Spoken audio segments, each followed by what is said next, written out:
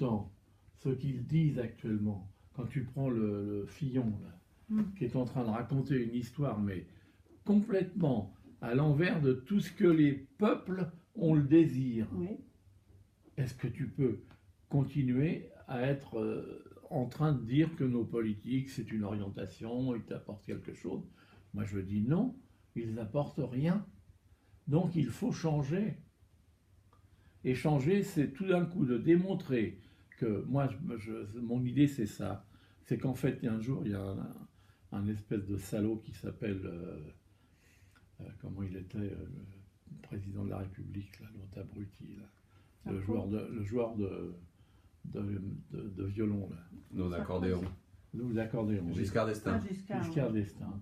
Quand il a lancé l'idée de prendre les payes de tous les gens et de les foutre dans les banques, je pense que là, il n'a vraiment pas été pour le peuple. Ah bah oui, c'est sûr.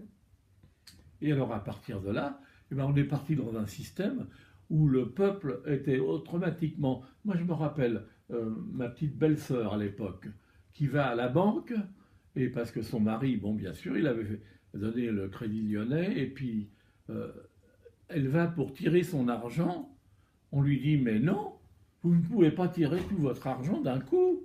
Maintenant, il est à la banque et vous venez prendre ce que vous avez besoin toutes les semaines. Alors elle a dit, mais par habitude, moi je gère mon budget et ça c'est pas d'aujourd'hui. Et on lui dit, eh ben non, maintenant ça ne sera pas comme ça. Et alors bon, j'ai piqué une crise puisque j'avais le magasin pas très loin. J'ai été voir la banque et ça s'est étouffé. On lui a expliqué comment elle pouvait faire, et à partir de là, elle a découvert la banque à travers un événement qui pour elle était « on me prend l'argent que mon mari gagne ». Il a donné l'argent à d'autres gens, alors que le gars, quand il avait fini sa paye, il n'avait pas le droit de la prendre. C'est vrai. On nous a obligés à avoir des comptes bancaires. Obligés. C'est une honte. Et ça reste.